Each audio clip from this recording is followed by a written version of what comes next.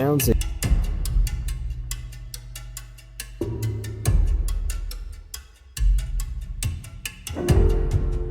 was rushing down.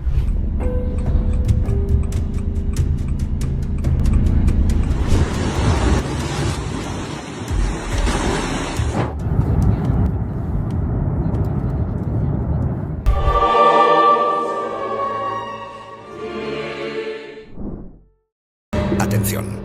Algo extraordinario está ocurriendo en Estados Unidos y millones de personas están observándolo con preocupación.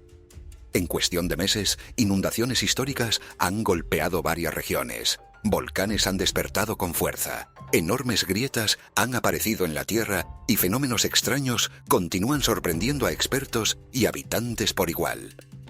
Lo más inquietante es que estos eventos no están ocurriendo de manera aislada. Están sucediendo uno tras otro.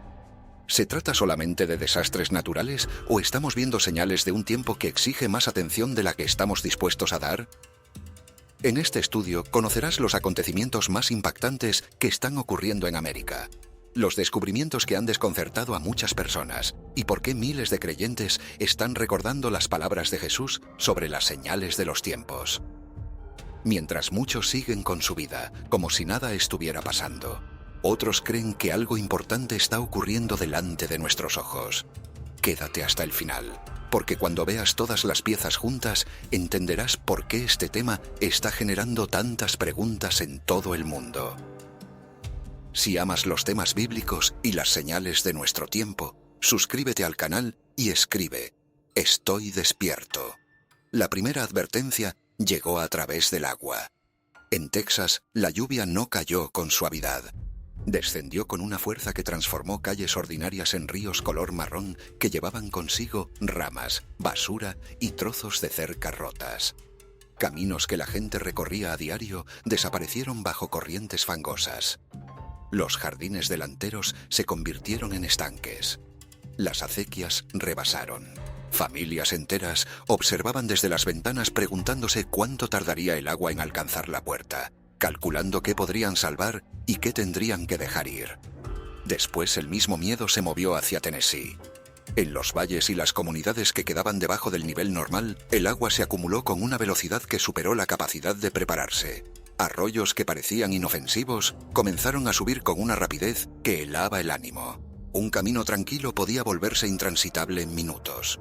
Un vecindario en calma podía quedar cortado del resto del mundo antes de que nadie tuviera tiempo de reaccionar. Eso es lo que hace tan aterrador a un diluvio. No solo cuánto sube el agua, sino la velocidad con que llega. Una hora la gente está revisando el pronóstico del tiempo. La siguiente están moviendo muebles al piso de arriba, llamando a parientes y rezando para que la corriente no llegue a la entrada. Las inundaciones en Texas y Tennessee no son solo estadísticas de daño material, son experiencias vividas que transforman la relación de las personas con la tierra que habitan. Alguien que nunca ha visto el agua subir en su propia casa no puede imaginar completamente lo que esa experiencia hace a la percepción del espacio que uno considera seguro. La casa que era refugio de repente se convierte en trampa. El suelo firme bajo los pies se convierte en el fondo de algo que sigue subiendo. Los puntos de referencia del barrio que uno conoce de memoria desaparecen bajo una superficie uniforme de agua marrón que los nivela y los vuelve irreconocibles. Hay una vulnerabilidad que ese momento produce que no es solo física, es existencial. El agua sube, y con ella sube una pregunta que los días ordinarios nunca plantean con esa urgencia. ¿Sobre qué está construida mi vida? ¿Qué es lo que realmente importa de todo lo que hay en esta casa, en este barrio, en esta vida?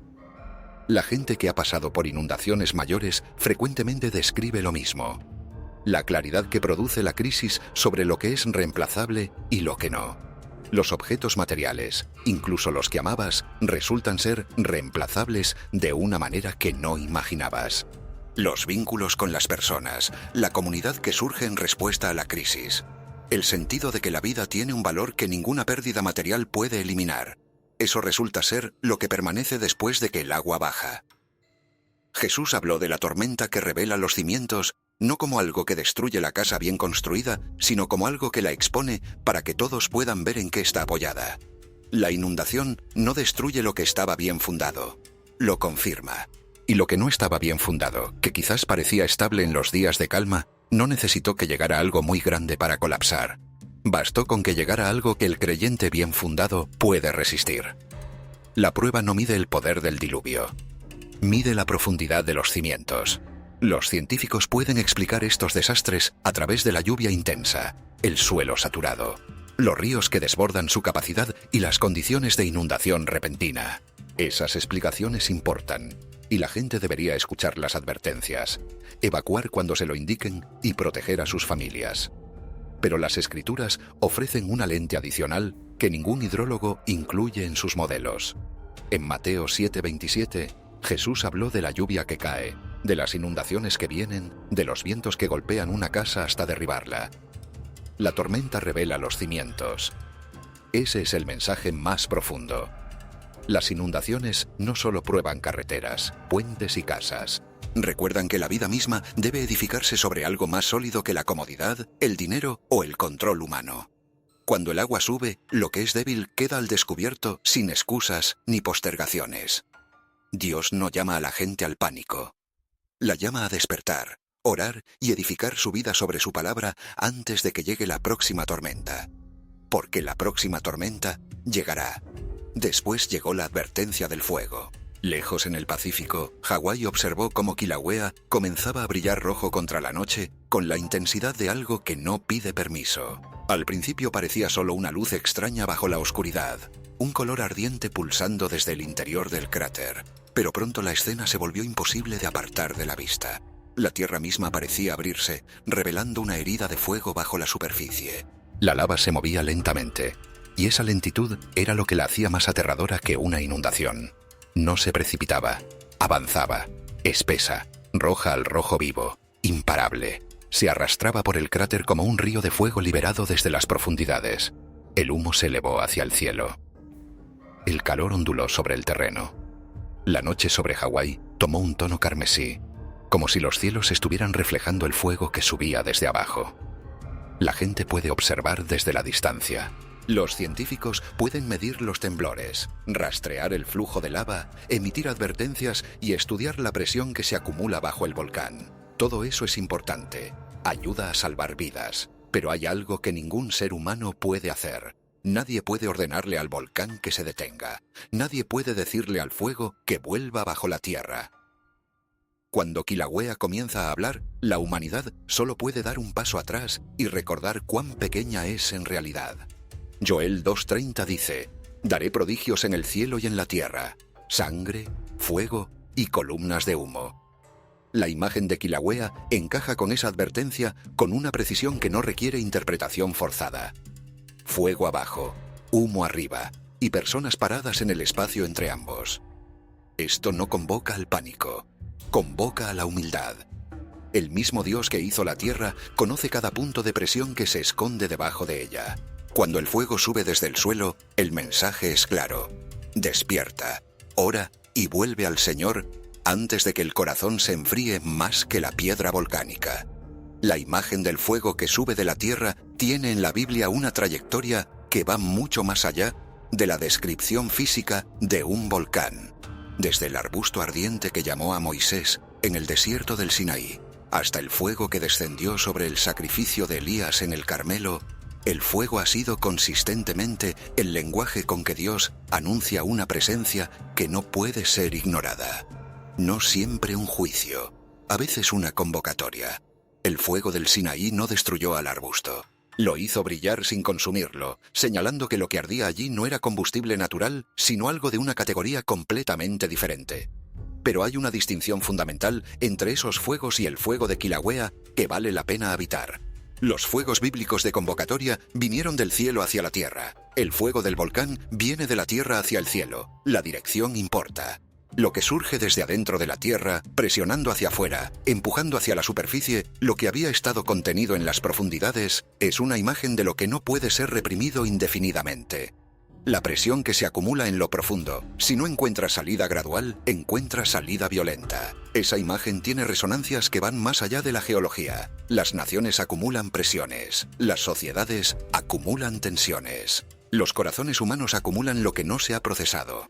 lo que no se ha dicho, lo que no se ha entregado en arrepentimiento. Y cuando la presión es suficientemente grande y el recipiente no tiene apertura controlada, la salida tiende a ser de la clase que cambia el paisaje a su alrededor permanentemente. El volcán no es la amenaza. El volcán es el recordatorio de que la presión que ha estado acumulándose por debajo de la superficie de muchas cosas, en muchos niveles al mismo tiempo, en algún momento encuentra la salida. Joel, cuya profecía menciona explícitamente la sangre, el fuego y las columnas de humo como señales que preceden al gran y terrible día del Señor, no estaba describiendo catástrofes naturales como fin en sí mismas. Las estaba usando como imagen de un estado del mundo donde la distancia entre la humanidad y Dios ha llegado a un punto que requiere intervención. No porque Dios se haya vuelto cruel, sino porque la gracia que ha extendido pacientemente durante tanto tiempo requiere eventualmente una respuesta. El fuego de Joel no es el final de la misericordia. Es la señal de que la misericordia ha estado esperando con una paciencia que el observador superficial podría confundir con indiferencia. La advertencia continuó moviéndose, esta vez no a través del cielo ni del fuego, sino a través del suelo mismo. En lugares como Yellowstone, el terreno no siempre permanece tan silencioso como parece. Bajo los bosques, los caminos, los géiseres y los respiraderos de vapor, la presión nunca descansa. El calor sube, el agua se desplaza, la roca se agrieta, la tierra se infla, se asienta, tiembla y libera vapor como si algo profundo estuviera empujando contra la superficie desde abajo. Al principio el movimiento puede parecer pequeño. Una vibración suave, un retumbo bajo, un parche de tierra que sube ligeramente antes de volver a hundirse. Pero para cualquiera que esté parado ahí, la sensación es profundamente perturbadora. Se supone que el suelo es lo más confiable que existe.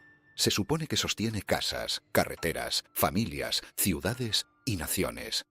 Pero cuando la tierra misma comienza a moverse, esa certeza desaparece sin aviso. Cerca del mar de Salton, en California, la escena se vuelve todavía más extraña. Pozos de lodo negro burbujean desde el suelo en erupciones repentinas.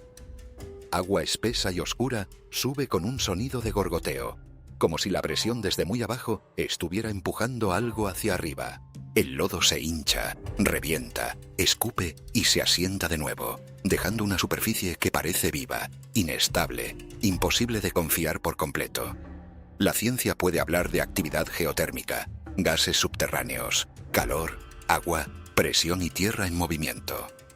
Esas explicaciones tienen fundamento, pero incluso con la ciencia en mano, la imagen sigue siendo inquietante.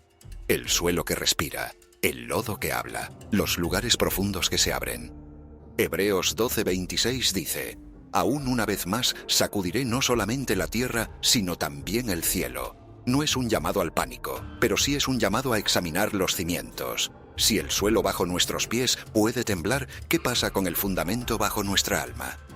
Dios puede usar incluso una tierra que se sacude para recordar que nada edificado lejos de Él puede sostenerse para siempre. El suelo que temblaba en el oeste era solo el comienzo. Después del temblor, otra advertencia pareció abrirse en la oscuridad bajo Kentucky. Al principio, nadie notó la grieta oculta entre los árboles mojados. La lluvia había pasado. El bosque estaba silencioso y el suelo parecía ordinario. Entonces, un sonido bajo comenzó a surgir desde abajo. No era trueno, no era un animal. Era un sonido hueco y respiratorio proveniente de algún lugar bajo las raíces. Cuando la gente siguió el ruido, encontró la tierra abierta entre los árboles. Una fisura oscura se extendía por el suelo, estrecha al principio, luego ensanchándose en una entrada que parecía descender hacia la oscuridad completa. Aire frío salía en ondas lentas, tocando la piel como algo proveniente de un lugar intacto por la luz del sol. Dentro, la cueva no se sentía vacía. Las linternas revelaron paredes marcadas con manchas negras, huellas de manos desvanecidas, patrones circulares y tallados extraños que lucían demasiado deliberados para ignorarlos. Cada paso más profundo hacía el silencio más pesado. Luego llegó el agua. Una corriente lodosa y negra se movía lentamente por el suelo de piedra, burbujeando como si la presión desde abajo la estuviera forzando hacia arriba. El olor a minerales húmedos llenaba el aire. Los científicos pueden hablar de piedra caliza, agua subterránea, depósitos minerales y presión del aire. Y puede que tengan razón en lo técnico. Pero Lucas 8:17 dice: nada está escondido que no haya de ser manifestado. Esta cueva se convierte en advertencia. Lo que está enterrado bajo la tierra puede ser descubierto, y lo que está enterrado dentro del corazón humano será traído un día a la luz de Dios. La cueva de Kentucky merece un momento de reflexión más larga, porque su imagen condensa algo que las demás señales de esta lista sugieren, pero no articulan con la misma concisión. Una grieta que se abre en el suelo después de la lluvia, que revela una cámara de oscuridad que nadie sabía que existía, con marcas en las paredes que nadie hizo recientemente, con agua que surge desde abajo, con aire frío que sale como el aliento de algo que lleva mucho tiempo sin luz. Es una imagen de la memoria colectiva que el tiempo cree haber sellado, pero que la tierra no ha olvidado. Las marcas en las paredes no son solo arqueología. Son la evidencia de que personas que vivieron antes que nosotros en ese mismo lugar, que caminaron sobre ese mismo suelo, encontraron algo ahí que ameritaba dejar una señal. Los patrones circulares, las huellas de manos, las formas que parecen demasiado deliberadas para ser accidentales. Cada uno de ellos fue puesto allí por alguien que pensó que alguien más, en algún momento posterior, los encontraría. Y el hecho de que ese momento posterior sea ahora, después de que la lluvia abrió la grieta que los selló, tiene la estructura de algo que no fue accidental. La misma tierra que guardó esas marcas durante tanto tiempo, las entregó en un momento de inestabilidad, cuando la lluvia removió lo que la sequía había compactado y el suelo cedió en el lugar donde la presión era mayor. Como si hubiera esperado al momento correcto para revelar lo que contenía, como si la apertura de la tierra en ese punto específico, en ese momento específico, no fuera aleatoria sino oportuna. Lucas 8:17, que habla de que nada oculto permanecerá oculto, no está describiendo solo el juicio futuro. Está describiendo una dinámica que opera en múltiples niveles, en la historia individual, en la historia colectiva y en la historia de la tierra misma. Lo que fue sellado eventualmente se abre. Lo que fue enterrado eventualmente emerge. Y cuando lo que emerge lleva marcas de los que vivieron antes que nosotros, lo que esas marcas dicen al presente es: no estamos solos en este suelo. Hay una historia aquí que todavía no hemos leído completamente. La advertencia no se quedó bajo la tierra. Después de que la cueva escondida en Kentucky planteó preguntas sobre lo que yace debajo, la siguiente señal jaló los ojos hacia arriba.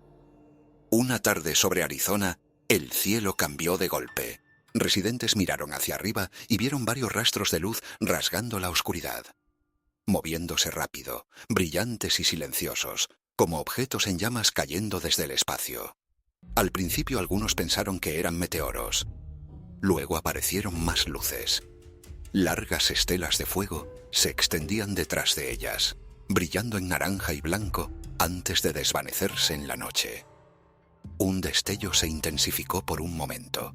Después desapareció. Los autos se detuvieron en las carreteras. La gente salió de gasolineras, casas y estacionamientos apuntando sus teléfonos hacia el cielo con manos temblorosas. Lo que hacía la escena tan aterradora no era solo la belleza extraña de las luces, era lo que evocaba. Vivimos en una era donde la guerra ya no se siente lejana, donde una enfermedad ya sacudió naciones enteras, donde los precios suben, las familias luchan y la gente lleva el miedo callado en su interior. Así que cuando luces extrañas aparecen sobre el oeste americano, muchos no ven belleza, ven peligro. Se preguntan si algo fue lanzado, si algo se rompió sobre la Tierra, si un evento mayor está comenzando. Los expertos pueden ofrecer explicaciones razonables. Un lanzamiento de cohete desde una base espacial, escombros de satélite quemándose en la atmósfera, un pequeño meteorito o el escape de un misil reflejando la luz solar a gran altura. Esas respuestas importan. No toda luz en el cielo es sobrenatural. Pero Lucas 21:25 dice que habrá señales en el sol, en la luna y en las estrellas. Aunque la ciencia explique la luz, Dios puede usar igualmente el momento para despertar el corazón. Cuando la gente mira hacia arriba con miedo, quizás el cielo los está llamando a mirar hacia Dios en oración. Y después de que las luces extrañas cruzaron el cielo de Arizona, otra luz apareció en un lugar muy diferente. donde la gente se había reunido no con miedo, sino con oración. En el interior de una vieja iglesia en Pensilvania, los fieles estaban arrodillados durante un servicio nocturno. La sala estaba tenuemente iluminada, los bancos de madera quietos, los vitrales reflejando solo trazos débiles de color.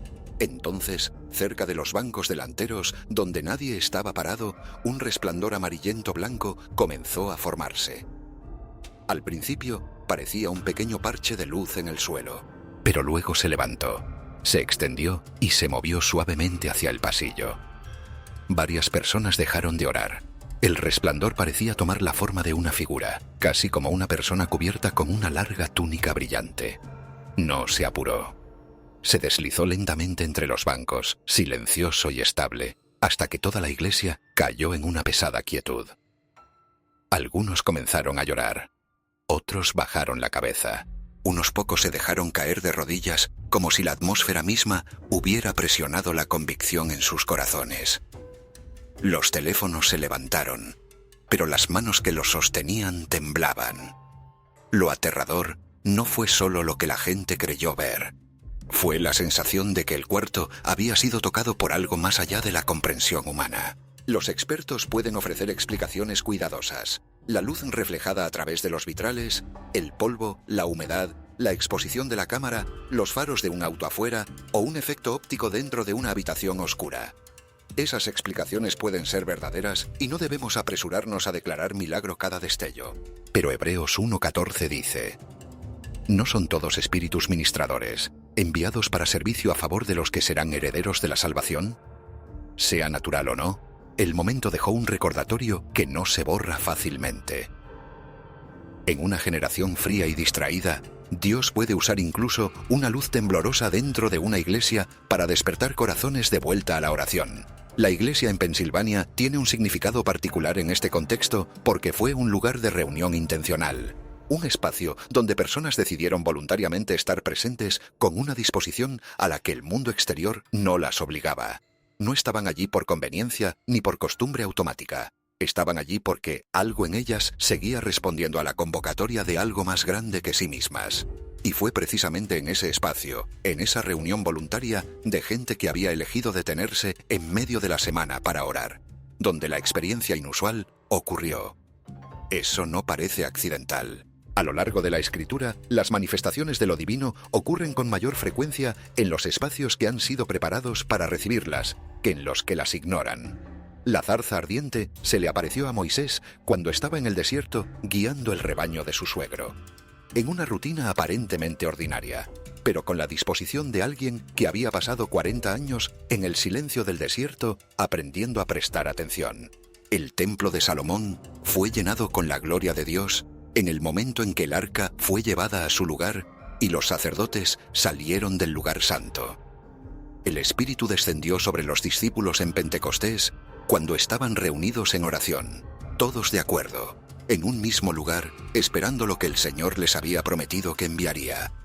El patrón sugiere que la disposición crea condiciones.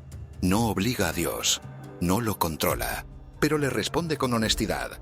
Hay gente aquí que está prestando atención, que ha elegido estar aquí en lugar de estar en otro lugar, que ha dejado suficiente de su agenda personal para hacer espacio. Y en ese espacio algo puede ocurrir que en el ajetreo no tiene lugar donde manifestarse. La pregunta que la experiencia en Pensilvania plantea no es si el resplandor fue sobrenatural. Es si las personas que lo vieron salieron diferentes de cómo entraron. Si la experiencia tuvo el efecto de un encuentro real, no solo de un evento inusual, entonces importó. Si los llevó más cerca de Dios, más dispuestos a orar, más abiertos a su presencia, entonces cumplió exactamente la función que Hebreos 1:14 le asigna a los ángeles: ministrar a los que son herederos de la salvación. Mientras una luz conmovía la oración dentro de una iglesia, otro misterio apareció lejos de cualquier santuario, en el silencio congelado de Alaska. Allá, donde la nieve se extiende por millas y el viento parece borrar todo sonido humano, los locales comenzaron a hablar de algo oscuro moviéndose sobre el hielo. Lo describieron como largo, negro y bajo al suelo, no caminando como un oso, no corriendo como un lobo. Se movía lento, constante, casi arrastrándose sobre la nieve como si su cuerpo estuviera cerca de la superficie helada. Quienes decían haberlo visto no podían explicar por qué el movimiento se sentía equivocado. No coincidía con el ritmo de ningún animal que conocieran. Luego vinieron las marcas, largos rastros cortados sobre la nieve con arañazos delgados e impresiones parecidas a garras junto a ellos. Algunos espectadores pensaron inmediatamente en un gran reptil, algo que no debería pertenecer a ese desierto helado. Nadie confirmó qué era. Nadie pudo decir con certeza si era real, mal identificado o solo un video distorsionado. Pero la imagen fue suficiente para inquietar a quienes la vieron. Alaska misma hace la historia más pesada. El permafrost se está agrietando. El hielo se ablanda. El suelo se hunde. En lugares alguna vez sellados por el frío, huesos, gases atrapados, lodo negro y material enterrado por generaciones pueden comenzar a surgir. Lo que estuvo oculto bajo el hielo durante siglos puede no quedarse oculto para siempre. Los expertos pueden ofrecer respuestas razonables. Puede haber sido un oso visto desde un ángulo extraño, una foca lejos del agua, un lobo borroso, una sombra, un video de mala calidad o un objeto arrastrado por la nieve. Esas explicaciones importan, pero la soledad de Alaska hace que el miedo persista. Romanos 8:22 dice: «Toda la creación gime a una hasta ahora». El hielo que se agrieta, el suelo que se hunde y las formas extrañas en la nieve se convierten en imagen de advertencia. La creación gime, y la humanidad debe despertar antes de que Dios actúe. Lo que perturba de Alaska no es solo la criatura cuya naturaleza nadie ha podido confirmar. Es el contexto en que aparece. Un territorio que alguna vez estuvo definido por la permanencia de su hielo, por la confiabilidad de su frío, por la predecibilidad de sus paisajes congelados que cambiaban lentamente según ritmos de siglos. Ahora cambia según ritmos de décadas. El permafrost se ablanda. Lo que estaba bajo tierra comienza a emerger. Lo que el frío había sellado comienza a abrirse. Hay algo en esa imagen que trasciende la biología y toca algo más profundo. Los territorios que creíamos definidos por su permanencia resultan ser más frágiles de lo que su aspecto sugería.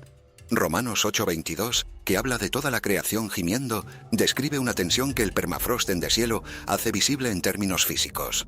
La creación espera, y mientras espera, lo que estaba bajo la superficie no permanece donde estaba. Y mientras Alaska planteaba preguntas sobre lo que puede surgir de la tierra congelada, otra advertencia se extendía más allá de las fronteras de América. Esta vez no llegó a través del fuego, la inundación, ni las luces extrañas en el cielo.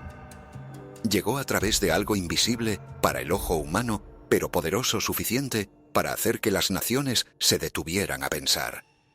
La enfermedad.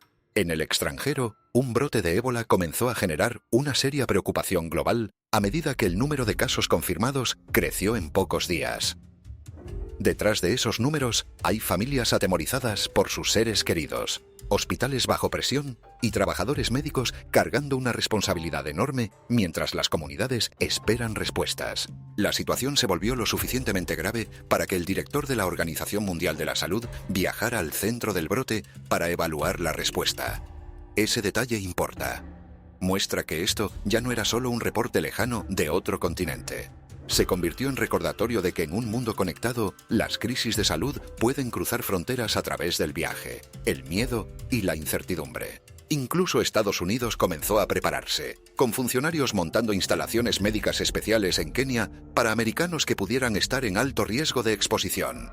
Ese único detalle revela cuán frágil es el mundo moderno. Una crisis de salud en una región puede hacer que gobiernos lejanos preparen medidas con urgencia. Lucas 21:11 habla de pestilencias en tiempos difíciles. Jesús no dijo esto para crear pánico. Lo dijo para que la gente permaneciera despierta. Cuando la enfermedad se propaga, cuando el miedo sube y cuando la fortaleza humana parece pequeña, Dios está llamando a los corazones de vuelta a la oración, la humildad, la compasión y el arrepentimiento. El ébola merece más que una mención de paso, porque la categoría de las pestilencias en la narrativa bíblica no es un detalle periférico. Es parte central del patrón de señales que las Escrituras identifican como características de los tiempos que preceden a eventos de mayor magnitud. Y lo que hace a las enfermedades particularmente perturbadoras como señal no es solo su capacidad de matar, aunque eso ya es suficientemente serio. Es su capacidad de recordarnos que los sistemas de protección sobre los que la civilización moderna ha construido su confianza, los hospitales, los medicamentos, las vacunas, los protocolos de aislamiento, son frágiles de maneras que el optimismo tecnológico tiende a minimizar. El mundo ya vivió recientemente una pandemia global. La experiencia reveló, entre muchas otras cosas, que la fragilidad de la infraestructura de salud pública, incluso en los países más ricos del mundo, es mucho mayor de lo que nadie había querido admitir. Reveló también que las pandemias no son solo crisis médicas, son crisis de confianza, de cohesión social, de liderazgo, de solidaridad.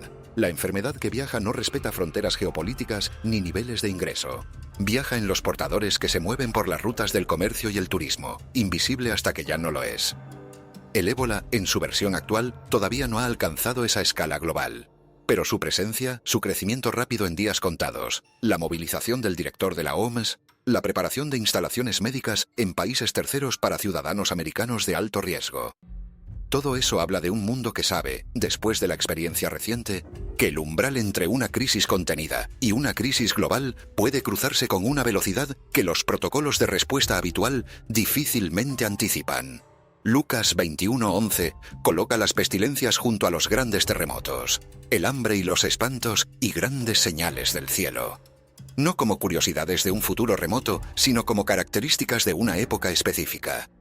La pregunta que eso plantea no es si el ébola actual es esa pestilencia específica de la que habla Lucas. Es si el patrón de insistentes recordatorios sobre la fragilidad de la salud global en los últimos años, tomado en conjunto con todo lo demás que está ocurriendo simultáneamente, está señalando hacia el tipo de época que Lucas describió. No como respuesta ansiosa, sino como pregunta honesta que merece ser tomada en serio. El segundo advenimiento de Jesucristo no es simplemente un tema teológico que se estudia en los seminarios o se discute en los libros de escatología. Es la esperanza viva de cada creyente. El regreso prometido del Salvador que murió, resucitó, ministró a sus discípulos y ascendió al cielo desde el Monte de los Olivos. Después de su resurrección, Jesús pasó 40 días enseñando a sus apóstoles y preparándolos para la obra que vendría. Luego llegó la hora de volver al Padre. Mientras los apóstoles lo miraban elevarse al cielo, 2 ángeles declararon que este mismo Jesús volvería de la misma manera en que lo habían visto partir. Desde ese momento, los discípulos fieles han mirado hacia su regreso con reverencia, anhelo y preparación. Cuando Jesús regrese, no lo hará en silencio como lo hizo en Belén. Su primera venida fue humilde. Nació en un establo. Fue recostado en un pesebre, rechazado por muchos y crucificado por quienes no comprendían su misión. Su segunda venida será diferente. Vendrá con poder, gloria y autoridad divina. Toda rodilla se doblará, toda lengua confesará, y el mundo sabrá, sin lugar a dudas, que Jesucristo es Señor, Rey, Redentor y Juez. No regresará como un niño sin reconocer. Volverá como el gobernante legítimo del cielo y de la tierra. Una de las obras que realizará es la purificación de la tierra. Las Escrituras enseñan que la corrupción, la maldad y todo lo opuesto a Dios no permanecerán para siempre. Cuando el Salvador regrese, la tierra será purificada. Esa purificación no debe hacer que los fieles vivan en terror, pero sí debe hacerlos serios. Dios es santo y su reino no puede edificarse sobre el pecado, el orgullo, la crueldad, el engaño o la rebelión. La venida de Cristo recuerda que el mal puede parecer poderoso por una temporada, pero no tiene futuro permanente. El Señor removerá lo que está corrompido y preparará la tierra para la justicia. Jesús también juzgará a su pueblo y a las naciones de la tierra. El juicio no es un tribunal humano construido sobre confusión o conocimiento parcial.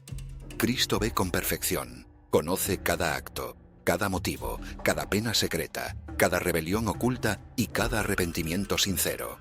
En Mateo 25 describió un día en que los justos y los impíos serían separados. Esta enseñanza nos muestra que nuestras vidas importan. La fe no es solo palabras. El amor, la misericordia, la obediencia y el discipulado revelan lo que verdaderamente hay en el corazón. Otra gran obra del Salvador será el comienzo del milenio, el reino de paz de 1000 años. Durante ese tiempo sagrado, Jesucristo gobernará sobre la tierra. La larga historia de guerra, opresión, confusión y oscuridad espiritual cederá ante el gobierno del Príncipe de Paz. Los justos se regocijarán en su presencia y la tierra experimentará una santidad que no ha conocido en eras. Templos, convenios y trabajo sagrado tendrán gran importancia. Lo que la humanidad nunca ha podido crear a través de la política, la riqueza o el poder, Cristo lo establecerá a través de la justicia. El segundo advenimiento también traerá la culminación de la primera resurrección. Porque Jesús resucitó de los muertos, la resurrección es real. Su victoria sobre la tumba abrió el camino para que otros resuciten. En su venida, quienes forman parte de la resurrección de los justos saldrán y recibirán gloria conforme a la misericordia, la justicia y las promesas de Dios. Esta verdad da consuelo a quienes lloran. La muerte no tiene la última palabra. Las tumbas no son prisiones eternas. A través de Cristo, los cuerpos y los espíritus serán reunidos y los fieles se levantarán para recibir las bendiciones preparadas para ellos. Pero antes de hablar de las señales, conviene detenerse en lo que el segundo advenimiento significa para la historia humana en su totalidad, no solo para los creyentes individuales, sino para el proyecto completo de la civilización. Porque si hay un regreso de Cristo, eso significa que la historia tiene un destino, que el tiempo lineal en que vivimos no es un círculo que se repite sin sentido, ni una línea que se pierde en el infinito sin llegar a ningún lado. Tiene un punto al que se dirige. Y ese punto no es el agotamiento del universo, sino su cumplimiento. Esa perspectiva transforma radicalmente cómo se entiende lo que está ocurriendo en el mundo. Cada crisis, cada señal, cada evento inusual no es evidencia de que el universo se desintegra en el caos. Es una pieza de una narrativa que avanza hacia una resolución que el ojo humano todavía no puede ver completamente, pero que la fe mantiene como certeza. No la certeza de la demostración matemática, sino la certeza de quien confía en el carácter del que hizo la promesa. El carácter de Dios es el argumento más poderoso a favor del segundo advenimiento. Un Dios que creó el mundo con cuidado y propósito no lo abandonará al caos definitivo. Un Dios que entró en la historia en la persona de su Hijo para rescatar lo que se había perdido no dejará incompleto ese rescate. Un Dios que prometió que su Hijo regresaría y que ha cumplido todas las demás promesas que ha hecho a lo largo de la historia sagrada, no dejará incumplida esta que es la más grande. La coherencia del carácter divino con su historia de acción es el fundamento sobre el que la esperanza del segundo advenimiento descansa. Muchas personas se preguntan cómo sabremos cuándo su venida está cerca. El Señor ha dado señales, pero no ha dado el día ni la hora exactos. Jesús enseñó claramente que ningún hombre conoce el momento designado, solo el Padre. Los discípulos no deben obsesionarse con fechas, predicciones ni especulaciones llenas de miedo. Deben observar con fe y prepararse con sabiduría. El Salvador usó la parábola de la higuera para enseñar que así como las hojas nuevas muestran que el verano está cerca, las señales de los tiempos pueden ayudar a los creyentes a reconocer que su regreso se aproxima. El propósito de las señales no es la curiosidad, el propósito es la disposición. Las Escrituras describen las condiciones que aparecerían antes de su venida: guerras, conmoción, temor, engaño espiritual, trastornos naturales y corazones que se enfrían. Al mismo tiempo, el Evangelio continuará extendiéndose. Los fieles continuarán testificando y Dios continuará congregando a su pueblo. Esto significa que los últimos días no son solo días de tribulación.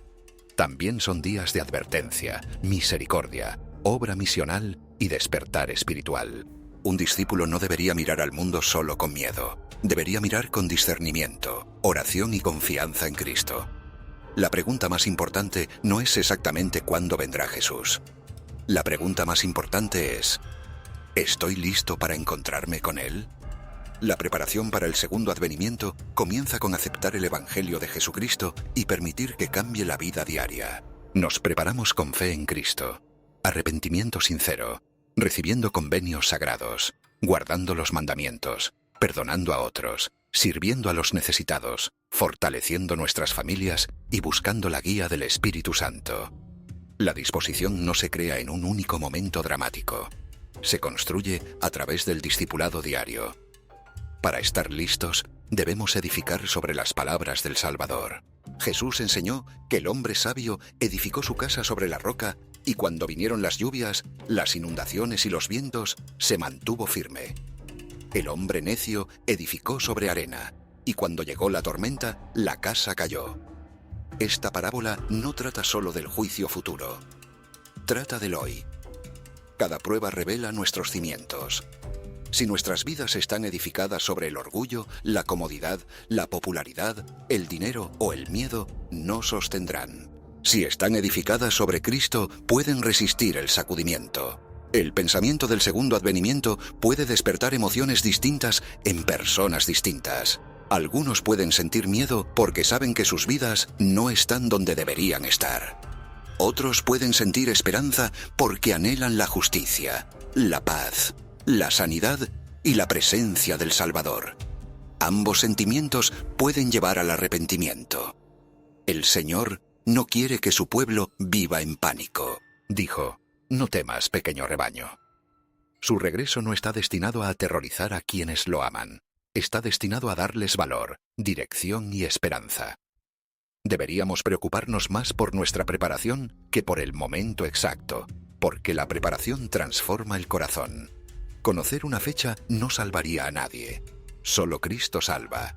Una persona podría conocer cada señal y aún así negarse a arrepentirse. Otra persona puede saber poco sobre profecía, pero vivir con humildad, amar a Dios, servir a otros y ser guiada por el Espíritu. Esa persona está más cerca de la disposición que alguien que estudia el futuro, pero ignora los mandamientos del presente. El segundo advenimiento es la promesa de que la historia avanza hacia Cristo. El mal no reinará para siempre. El sufrimiento no durará para siempre. La muerte no ganará para siempre. Para comprender más plenamente el peso de esta esperanza, vale detenerse en los patrones bíblicos que la preceden. Antes de que una nación sea sacudida, antes de que una crisis se desarrolle, generalmente hay señales que aparecen en silencio primero.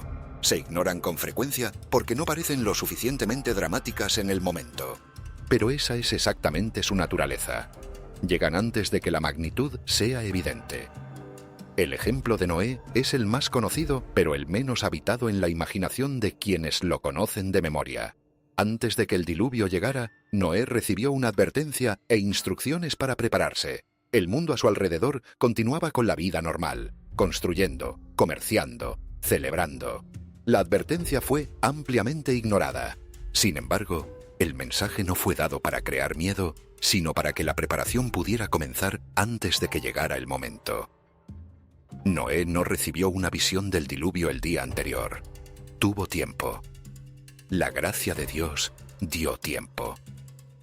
Y lo que distinguió a Noé del resto no fue que fuera más inteligente ni más informado sobre meteorología. Fue que oyó y obedeció mientras los demás escucharon y siguieron con lo suyo. La historia de José en Egipto agrega otra capa.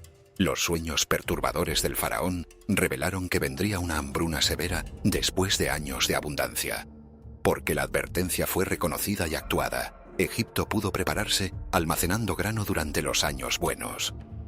Cuando llegó la hambruna, la nación que prestó atención a la advertencia fue la que sobrevivió la crisis. El grano almacenado no fue solo fuerza económica, fue la diferencia entre la vida y la muerte para generaciones enteras. Y el conocimiento profético que lo hizo posible no llegó a través de análisis económico ni de previsión humana. Llegó a través de la disposición del faraón a escuchar a un hombre que interpretaba los sueños como mensajes de Dios. Una disposición que en tiempos ordinarios habría parecido crédula, pero que en ese momento resultó ser la decisión más sabia de la historia de Egipto. Las escrituras también introducen la figura del atalaya. En las ciudades antiguas, los atalayas se paraban en los muros escudriñando el horizonte.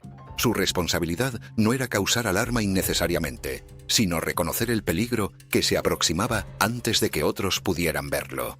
En Ezequiel 33, El atalaya es descrito como alguien que observa y habla cuando algo importante se está desarrollando.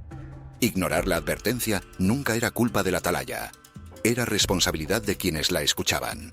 Un atalaya que ve el peligro acercarse y no habla es culpable de la sangre de quienes perecen. Un atalaya que habla y no es escuchado ha cumplido su responsabilidad. La distinción importa porque coloca la responsabilidad donde corresponde. No en quien habla, sino en quien elige escuchar o ignorar. Muchos creyentes hoy ven similitudes en el mundo a su alrededor. Eventos inusuales, incertidumbre global, condiciones cambiantes, llevan a algunos a formular una pregunta seria. ¿Estamos viviendo otro momento de atalaya? Un momento en que las señales aparecen en silencio primero, invitando a la gente a prestar atención antes de que comiencen a desarrollarse eventos mayores. La pregunta no exige una respuesta apocalíptica ni una predicción de fecha. Exige algo más modesto y más exigente al mismo tiempo. La disposición a observar con honestidad, a dejar que lo que vemos nos interpele, a tomar en serio la posibilidad de que estamos en un punto de inflexión que solo la distancia histórica revelará con claridad. El segundo advenimiento de Jesucristo es la respuesta final a todo lo que el mundo aún no ha podido resolver. No hay sistema político que haya logrado la justicia permanente. No hay medicina que haya derrotado la muerte. No hay filósofo que haya dado al sufrimiento un sentido que satisfaga a todos los que sufren. El regreso de Cristo no es solo la culminación de una narrativa religiosa. Es la única respuesta que toca el problema en su raíz, que opera a la profundidad donde los poderes humanos nunca han llegado y nunca llegarán. El Salvador que ascendió del Monte de los Olivos volverá en gloria. Hasta ese día, observamos, oramos, servimos, nos arrepentimos y permanecemos fieles. No necesitamos conocer la hora para estar preparados para el Rey. Necesitamos manos limpias, un corazón humilde, fe viva y una vida edificada firmemente sobre Jesucristo. El mensaje de su venida es claro. No esperes una fecha para ser santo. No esperes el miedo para ser fiel. Hoy es el día de perdonar, obedecer, orar, servir y dejar que el Salvador prepare el alma que un día estará delante de él. Para comprender por qué el segundo advenimiento ocupa un lugar tan central en la fe cristiana y en la respuesta de los creyentes a las señales del tiempo presente, es necesario detenerse en la naturaleza de la esperanza que ese evento representa. No es una esperanza abstracta ni meramente consoladora. Es una esperanza concreta, anclada en eventos históricos verificables que la fe cristiana sostiene como fundamento de todo lo que anuncia sobre el futuro. La resurrección de Jesús es ese fundamento. Sin ella, el segundo advenimiento sería una promesa sin respaldo, una esperanza sin evidencia. Pero con ella, el regreso de Cristo no es solo deseable, sino coherente con la lógica de todo lo que Dios ha hecho hasta ahora. El Dios que resucitó a su Hijo de entre los muertos es el mismo Dios que prometió que ese Hijo regresaría. La misma potencia que venció a la muerte en la mañana de Pascua es la misma potencia que actuará cuando el Salvador aparezca en las nubes del cielo. La esperanza del segundo advenimiento no es una proyección optimista hacia el futuro. Es la extensión natural de algo que ya ocurrió, la victoria sobre la muerte. Esa victoria tiene implicaciones que van más allá de la experiencia individual de quien cree. Tiene implicaciones cósmicas. Pablo las articula con una audacia que todavía asombra en 1 Corintios 15:26, cuando dice que el último enemigo que será destruido es la muerte. No una de las dificultades, no uno de los problemas que la humanidad enfrenta. El último enemigo. Lo que significa que todos los demás enemigos, la injusticia, el sufrimiento, la enfermedad, el conflicto, la corrupción, son en última instancia manifestaciones de ese enemigo mayor. Y cuando la muerte sea destruida, todo lo que dependía de ella para continuar existiendo desaparecerá también. Esa promesa da a los creyentes una perspectiva sobre las señales del tiempo presente que es completamente distinta, tanto del optimismo ingenuo como del pesimismo desesperado. El optimismo ingenuo diría que todo va a mejorar por sí solo, que la humanidad encontrará el camino, que la historia avanza hacia algo mejor sin necesidad de intervención divina. El pesimismo desesperado diría que todo empeora inevitablemente y que no hay salida. La esperanza cristiana dice algo diferente. El mundo está en proceso de ser redimido por alguien que ya demostró en la mañana de la resurrección que tiene el poder para hacerlo. Las señales del tiempo presente no son prueba de que todo está perdido. Son evidencia de que el proceso está en marcha. Por eso los discípulos no miraban las señales con terror, sino con una especie de atención vigilante. No estaban buscando razones para desesperarse, sino indicadores del avance de una historia que sabían que terminaba bien. El libro del Apocalipsis, con toda su imaginería apocalíptica que frecuentemente intimida a los lectores modernos, termina no con destrucción, sino con renovación. Un cielo nuevo, una tierra nueva, y Dios morando con su pueblo. La visión final no es la de un universo consumido, sino la de uno restaurado. Y esa visión final es la que da contexto a todo lo que viene antes de ella. Cuando Jesús instruyó a sus discípulos sobre las señales de los tiempos en Mateo 24 y Lucas 21, no estaba dibujando un mapa del terror. Estaba dándoles un marco de interpretación para que, cuando vieran esas cosas ocurrir, no se asustaran como si el mundo se estuviera desmoronando sin propósito. Cuando veáis que estas cosas empiezan a suceder, dijo Lucas 21-28, erguíos y levantad vuestra cabeza, porque vuestra redención está cerca. La respuesta correcta a las señales no es agacharse, es levantarse. No es huir, es prepararse para recibir lo que viene. Esa distinción entre el creyente que levanta la cabeza y el mundo que se agacha por el miedo es una de las marcas más llamativas de la fe genuina ante la adversidad. No la negación de que las cosas son difíciles, no la pretensión de que todo está bien, sino la confianza de que lo difícil tiene un contexto más amplio que la dificultad misma, y que ese contexto es el gobierno de un Dios que sabe lo que hace. La historia de la Iglesia a lo largo de los siglos está llena de comunidades que vivieron esa confianza, en condiciones que hacían que cualquier esperanza pareciera irracional. Los mártires de los primeros siglos no murieron en el Coliseo aterrorizados, sino en paz, cantando, orando, con una serenidad que perturbaba a sus ejecutores más de lo que los propios leones. Los creyentes en los gulags soviéticos transmitieron la fe de generación en generación en condiciones que habrían aplastado cualquier esperanza de origen humano. Los primeros misioneros que llevaron el Evangelio a lugares donde nadie antes había predicado, a menudo en circunstancias de peligro extremo, lo hicieron con una convicción que ningún análisis de costo-beneficio podría justificar. Lo que tenían en común no era la certeza de que el sufrimiento terminaría pronto. Era la certeza de que el sufrimiento no tenía la última palabra. Esa certeza provenía directamente de la promesa del segundo advenimiento, de la convicción de que Cristo regresaría para completar lo que había comenzado en la resurrección, para traer a su plenitud el reino que había inaugurado en su primera venida, para restaurar todas las cosas según la voluntad del Padre. Eso es lo que los discípulos que observan las señales de los tiempos hoy deberían tener en mente.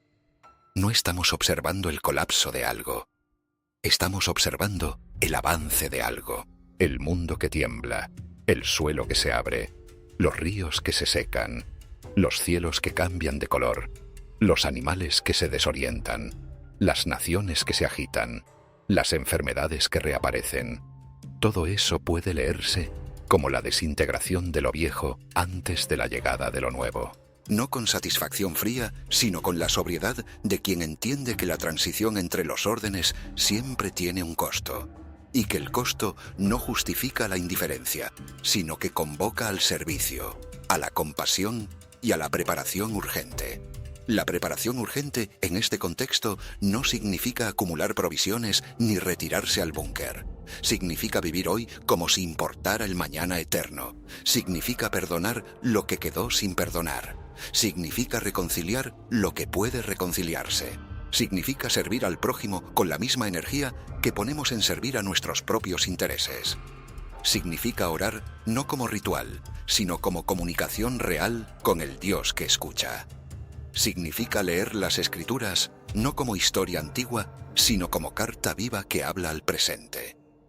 Y significa mirar las señales del tiempo, las inundaciones, los volcanes, los temblores, las cuevas que se abren, los cielos que cambian, las piedras que emergen del suelo, con los ojos del creyente y no solo con los del espectador.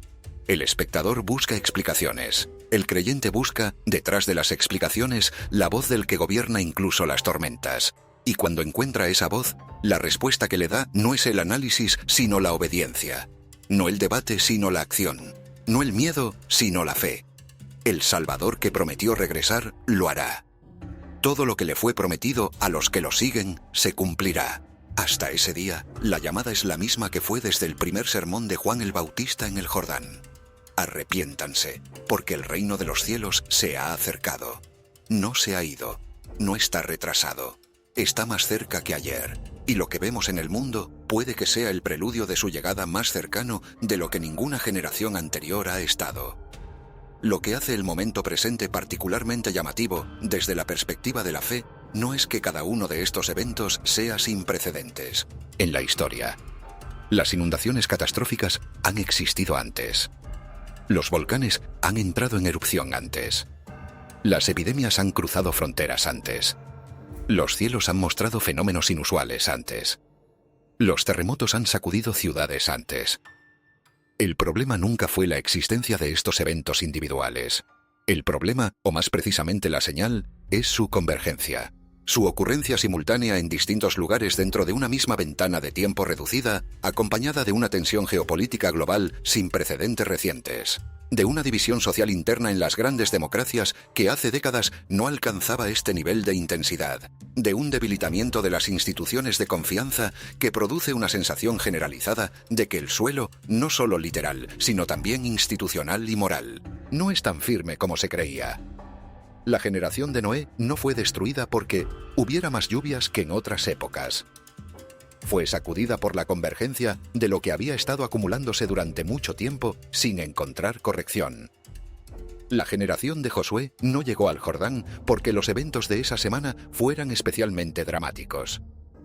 Llegó porque todo un ciclo de 40 años se había completado y el siguiente capítulo, el que exigía el cruce, no podía postergarse más. La generación del primer siglo no vivió la destrucción del templo y la dispersión de Israel porque Tito Flavio fuera un general particularmente excepcional. Vivió esos eventos porque una acumulación de elecciones colectivas e individuales había llegado a su punto de consecuencia natural. Las generaciones que vivieron esos momentos cruciales no siempre los reconocieron como tales mientras los vivían. Muchos creyeron que la normalidad volvería pronto, que el desastre de la semana pasada sería el último, que las señales se explicarían por causas ordinarias y la vida continuaría como antes. Solo en retrospectiva, desde la distancia que el tiempo otorga, la magnitud de lo que estaban viviendo se volvió completamente clara. La invitación de las Escrituras no es a tener la certeza de que estamos exactamente en uno de esos momentos cruciales. Es a no asumir que no lo estamos. Es a vivir con la seriedad que corresponde a alguien que toma en cuenta que podría estarlo. Esa seriedad no produce parálisis, produce exactamente lo contrario, acción urgente y específica en las cosas que más importan, la reconciliación que se ha postergado, el arrepentimiento que se ha evitado, el servicio que se ha anotado mentalmente para cuando haya más tiempo, la oración que ha quedado reducida a automatismo. Si lo que está ocurriendo en el mundo es una convergencia de señales, la respuesta correcta no es mirar hacia afuera con fascinación, sino mirar hacia adentro con honestidad. No acumular información sobre los eventos, sino examinar el estado del propio corazón frente a Dios. No calcular cuánto tiempo queda, sino actuar como si el tiempo que queda fuera exactamente suficiente para hacer lo que más importa, si lo usamos bien. Porque esa es, al final, la promesa detrás de todas las advertencias bíblicas. No el terror del fin, sino la misericordia de la advertencia previa. Dios no envía señales para paralizar. Envía señales para que quienes tengan oídos para escuchar tengan el tiempo y la oportunidad de responder antes de que lo que se anuncia llegue. Esa es la gracia escondida dentro de la advertencia. Y quienes la reciben con esa comprensión descubren que el miedo que podría haber producido se transforma en algo completamente diferente. Una urgencia que tiene vida, propósito y dirección. El patrón bíblico de las advertencias que anteceden a los grandes eventos se repite con suficiente consistencia a lo largo de las Escrituras como para que no pueda descartarse como coincidencia literaria. En el libro de Amós, Dios dice que no hace nada sin antes revelar sus secretos a sus siervos los profetas. En Jeremías, el profeta es enviado repetidamente a advertir a un pueblo que mayoritariamente no quiere escuchar, precisamente porque Dios quiere que la advertencia llegue antes del juicio, no para demostrar que el juicio era inevitable, sino para demostrar que había sido evitable si alguien hubiera respondido a tiempo. La advertencia no es la señal del fin irremediable. Es la señal de que la misericordia todavía tiene tiempo de actuar. Ese principio es lo que hace que las señales que estamos viendo en el mundo de hoy, aunque inquietantes en su convergencia, no sean razón para el despair. Son razón para la respuesta. Y la respuesta que las Escrituras convocan no es el repliegue defensivo ni la preparación de supervivencia individual. Es la apertura, el arrepentimiento, la búsqueda de Dios mientras puede ser hallado. Isaías 55:6 dice: Buscad al Señor mientras puede ser hallado, llamadle en tanto que está cercano. Ese mientras y ese en tanto implican que hay una ventana, que no siempre es igualmente fácil hallar ni igualmente cercano, que hay momentos de particular apertura, de particular gracia preveniente, donde la búsqueda encuentra respuesta con una facilidad que no siempre es igual. Si lo que estamos viviendo es uno de esos momentos, entonces lo más inteligente que puede hacer cualquier persona que lo observe no es analizar más datos, sino responder a la invitación que esos datos señalan. Porque los datos no salvan a nadie. La respuesta a quien los datos señalan, sí. Mientras estas reflexiones profundas resonaban para los creyentes, señales visibles continuaban apareciendo en el mundo físico. En algunas partes de Estados Unidos, el cielo se volvió rojo debido a los efectos del humo de los incendios forestales. En Australia, las tormentas de polvo y los incendios tiñeron todo el horizonte de un carmesí profundo. Incluso en China, los colores inusuales del cielo fueron registrados y ampliamente compartidos. Cada evento, cuando se considera individualmente, tiene una explicación científica clara, pero hay algo diferente en la suma. Estos no son momentos aislados separados por años, sino eventos ocurriendo en continentes distintos dentro de la misma ventana de tiempo. Las fuerzas naturales, el cambio ambiental y la inestabilidad social parecen superponerse. Y cuando la repetición coincide con el momento, las percepciones comienzan a cambiar. Lo que alguna vez parecía normal, ahora parece conectado. Algunas personas reflexionan sobre pasajes bíblicos como Lucas 21, que hablan de señales en el cielo y agitación entre las naciones. Otros recuerdan el libro de Joel, donde las imágenes del cielo están asociadas con tiempos de transición. Esto no es una conclusión definitiva, sino reflexiones que resurgen mientras se forman patrones. Un cielo rojo puede explicarse. Dos pueden simplemente ser coincidencia. Pero cuando escenas similares aparecen en todo el mundo, la atención las sigue, no por miedo, sino por curiosidad ante algo que parece más que accidental. Y si los cielos del mundo ya se estaban desplazando de maneras que la gente no podía ignorar, lo que sucedió después cerca de Jerusalén se sintió diferente. Porque esta vez no era algo que la gente veía sobre su cabeza. Era algo que comenzaba a experimentar directamente donde estaba parada. Reportes describen un desastre repentino desenvolviéndose de una manera que muchos encontraron difícil de explicar. Inundaciones repentinas e intensas y condiciones climáticas inusuales aparecieron en zonas que típicamente no se asocian con cambios tan rápidos, especialmente en partes del desierto circundante. Los testigos describieron lo que vieron de maneras similares. Rápido, inesperado y diferente a cualquier cosa que hubieran experimentado antes. Las primeras imágenes sugieren que el impacto fue tanto veloz como muy localizado. Ciertas áreas afectadas en muy poco tiempo, mientras las ubicaciones cercanas permanecían relativamente intactas. Desde una perspectiva científica, esto puede ocurrir.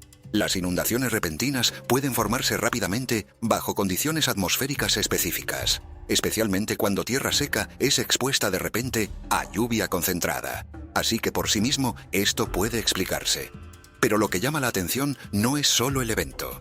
Es la rapidez con que apareció y lo diferente que se comportó en comparación con lo que la gente esperaba.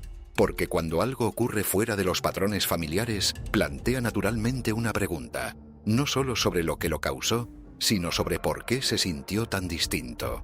En Eclesiastés 9:12 dice: «El tiempo y el azar les acontecen a todos, como los peces atrapados en la red o los pájaros tomados en la trampa». Este versículo no explica los eventos. Describe con qué rapidez las cosas pueden cambiar, a menudo sin advertencia. Y justo cuando la gente comenzaba a entender lo que ya había ocurrido, el siguiente momento llegó aún más rápido. Esta vez desde el cielo sobre un lugar conocido desde hace mucho por su historia. Sobre el Monte de los Olivos, los testigos describieron un cambio repentino y dramático en el cielo.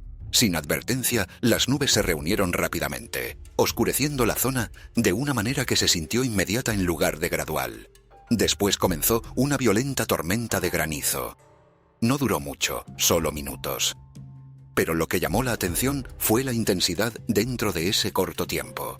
Grandes piedras de granizo cayeron con fuerza, golpeando techos, vehículos y hasta los olivos antiguos que han estado en pie por generaciones. El sonido fue descrito como continuo, abrumador, más cercano a un rugido que a una tormenta típica. Desde un punto de vista científico, las tormentas de granizo pueden formarse rápidamente bajo las condiciones atmosféricas correctas. Diferencias de temperatura, corrientes ascendentes de tormenta y niveles de humedad pueden combinarse para crear eventos climáticos repentinos y poderosos. Así que de nuevo, esto puede explicarse. Pero lo que hace este momento diferente no es solo la tormenta en sí. Es la velocidad. Porque cuando algo causa un impacto visible en una ventana de tiempo tan corta, cambia como la gente lo percibe.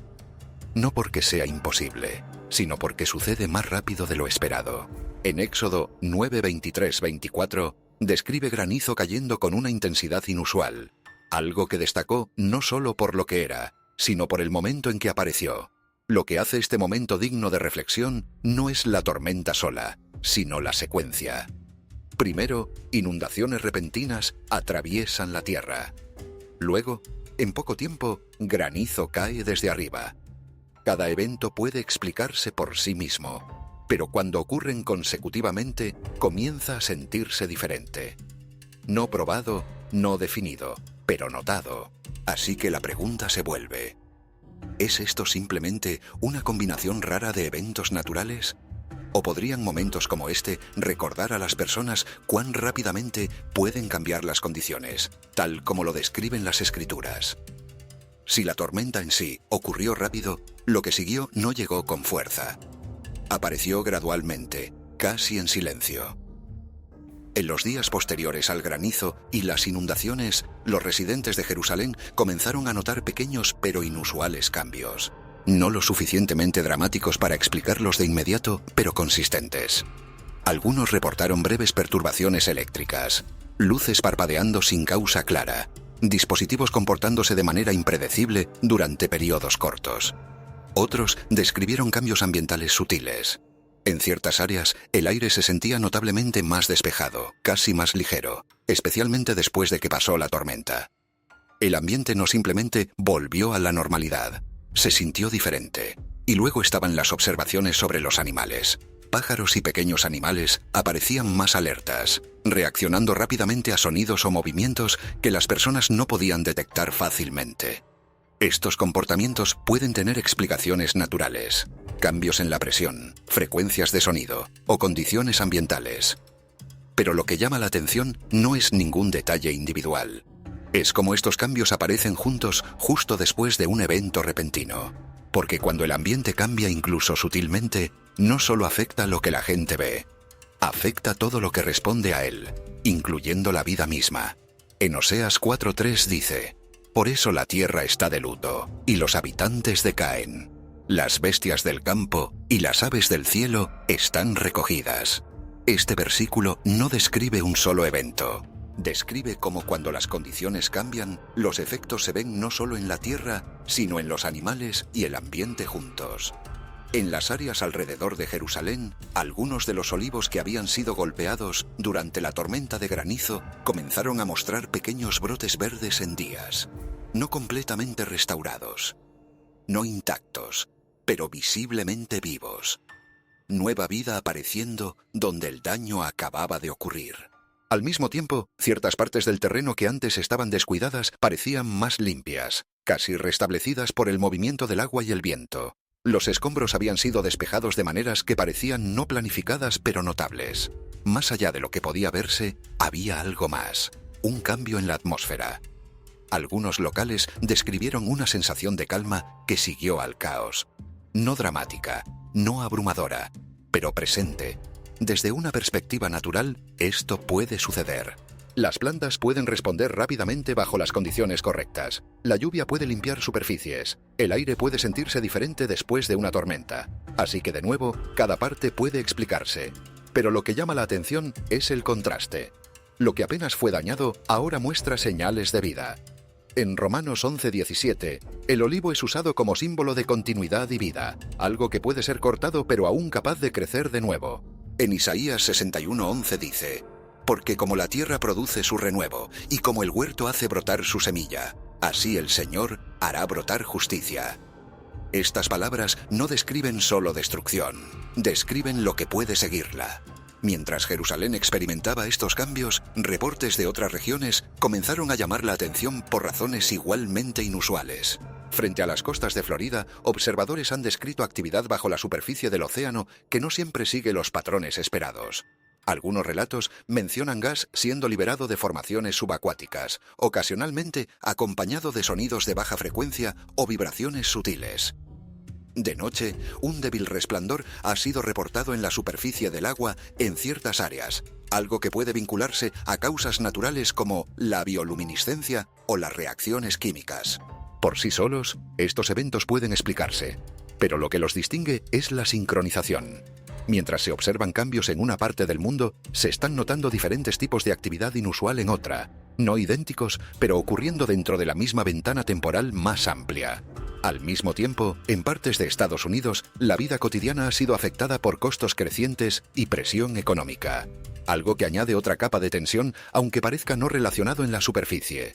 Cada situación tiene su propia explicación: ambiental, económica, natural. Pero cuando comienzan a superponerse, crean algo más. Una sensación de conexión, no confirmada pero notada. En Lucas 21:25 habla de señales en el sol, la luna y las estrellas, y también menciona el mar y las olas respondiendo de maneras que hacen que la gente preste atención. La tensión creciente entre naciones es solo una parte del panorama. Al mismo tiempo, otro tipo de presión se acumula más cerca de casa. Muchos observadores dicen que Estados Unidos está experimentando uno de los períodos más divididos de la memoria reciente. Conversaciones que antes permanecían civiles, ahora frecuentemente se convierten en argumentos.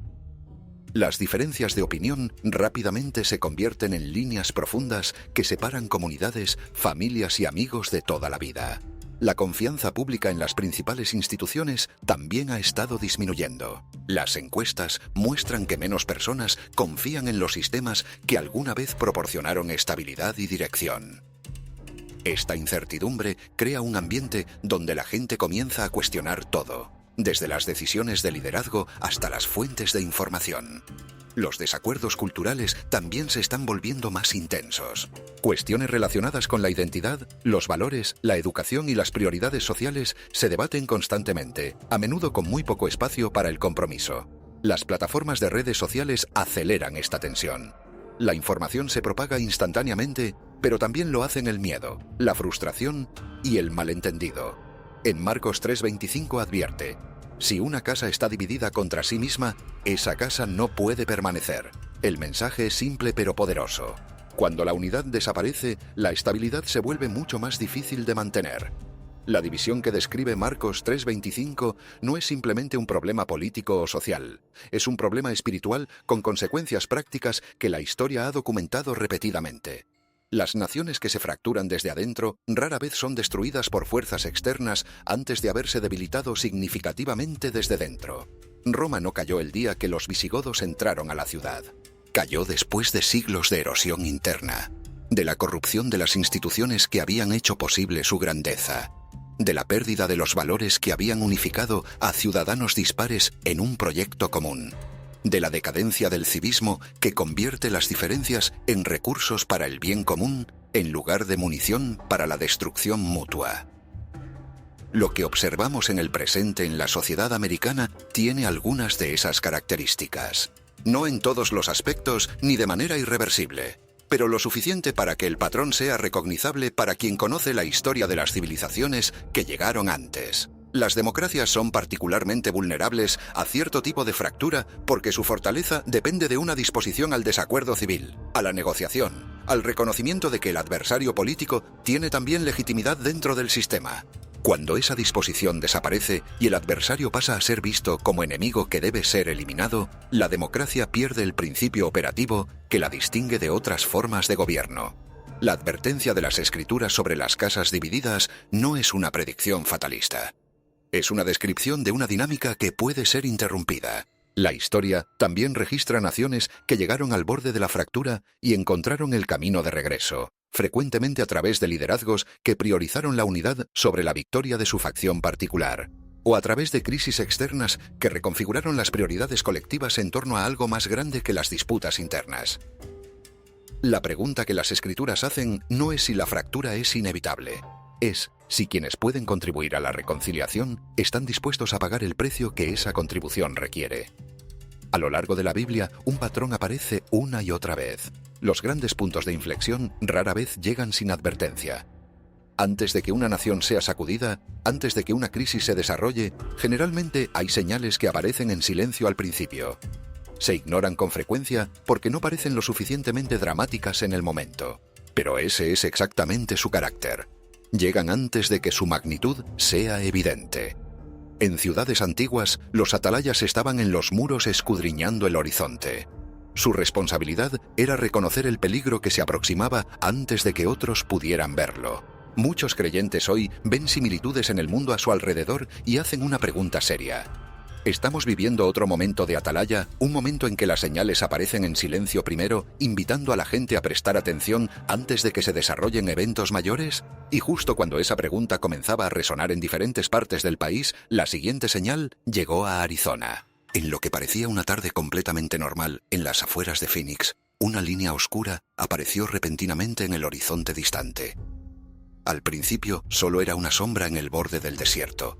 Pero mientras la gente miraba, esa línea creció. Se elevó, se acercó. En minutos, lo que había sido una curiosidad lejana se convirtió en una pared de polvo que se extendía por millas de paisaje desértico. El horizonte desapareció completamente detrás de una cortina gruesa y marrón. La luz del sol se atenuó. El aire se volvió pesado y toda la ciudad pareció caer en un crepúsculo inquietante en mitad del día. Luego llegó la tormenta. Vientos poderosos, que se acercaban a los 110 kilómetros por hora, empujaron enormes cantidades de arena y escombros a través de carreteras, vecindarios y caminos abiertos del desierto. La visibilidad cayó casi a cero. Los conductores en las rutas principales se vieron obligados a detenerse porque ya no podían ver los vehículos frente a ellos. Las líneas eléctricas fueron dañadas, dejando a decenas de miles de hogares sin electricidad. El Salmo 107:25 dice: «Porque Él mandó y levantó el viento tempestuoso». Lo que sucedió en Phoenix fue solo el comienzo. Mientras Phoenix luchaba bajo una enorme pared de polvo, otro evento poderoso se desarrollaba silenciosamente a miles de millas de distancia en el norte lejano de los Estados Unidos. Esta vez, la advertencia no vino del viento ni la arena. Vino del hielo. Pero antes de llegar a eso, lo que sucedió en las ciudades y el campo de América con los animales merece atención propia. En los días que rodearon estas perturbaciones, comenzaron a llegar reportes sobre comportamiento animal inusual. Al principio parecía aislado, solo algunos avistamientos, algunos movimientos extraños, pero luego el patrón creció. Criaturas que normalmente permanecen ocultas comenzaron a aparecer en grandes números. Ratas, serpientes y ranas fueron vistas abandonando sus lugares habituales, moviéndose hacia áreas abiertas como si algo las hubiera expulsado. Este no era movimiento aleatorio. Parecía organizado, casi urgente, más perturbador aún. Algunos animales fueron observados moviéndose en círculos, repitiendo el mismo movimiento una y otra vez. No deambulando, no buscando, solo girando, como si estuvieran desorientados o respondiendo a algo invisible. Cerca de los hogares humanos, las señales se volvieron más difíciles de ignorar. Los perros ladraban a la nada. Los gatos se escondían en los rincones. El ganado se inquietó, negándose a calmarse. Los agricultores reportaron caídas en la producción de leche, señal clara de estrés en rebaños enteros. Y luego estaban los pájaros. Flamencos y otras especies comenzaron a abandonar sus hábitats habituales, abandonando áreas a las que habían regresado año tras año. Cuando los animales que dependen de las rutinas cambian repentinamente de dirección, plantea una pregunta seria. En el libro del Éxodo, las criaturas se movieron de maneras que señalaban algo mayor. Éxodo 8:6 dice: «Y subieron las ranas y cubrieron la tierra de Egipto». La naturaleza se convirtió en parte del mensaje. Hoy, la ciencia reconoce una verdad importante. Los animales con frecuencia sienten el peligro antes que los humanos. Responden a señales que no podemos detectar. Cuando múltiples especies se comportan de manera extraña al mismo tiempo, sugiere que algo está cambiando bajo la superficie, algo que se propaga a través del ambiente de maneras que no comprendemos completamente. En partes del Medio Oriente, algo sucedió que desafió la expectativa. Regiones conocidas por su sequedad, su calor y sus largas franjas de paisajes sin cambios fueron repentinamente abrumadas por el agua. Ciudades como Dubái, Omán y Abu Dhabi experimentaron niveles de lluvia de entre 100 y 500 milímetros en solo pocas horas. Esa cantidad de agua, que normalmente tarda meses en acumularse, llegó casi de golpe. El impacto fue inmediato y severo. Las calles se convirtieron en ríos. Los vehículos quedaron varados. La infraestructura luchó por mantenerse al día con el repentino aumento. Lugares construidos con la expectativa de la sequedad se encontraron impreparados para las inundaciones abrumadoras. Lo que hace este evento especialmente inquietante no es solo la intensidad, sino la velocidad. No hubo un cambio gradual hacia una temporada de lluvias. No hubo acumulación lenta, no hubo periodo de advertencia donde la tierra pudiera ajustarse. Sucedió todo de una vez. El cielo se abrió y en horas todo cambió. Los paisajes que habían permanecido firmes durante generaciones fueron remodelados repentinamente por el agua moviéndose con fuerza. Esto rompe un patrón en el que la gente confía. Se supone que los desiertos permanecen secos. Su identidad está ligada a esa consistencia. Cuando esa identidad es interrumpida tan repentinamente, desafía las suposiciones sobre la permanencia. Obliga a la realización de que incluso los ambientes más predecibles pueden cambiar sin advertencia. En las escrituras, el agua lleva más de un significado. Es vida, pero también es juicio.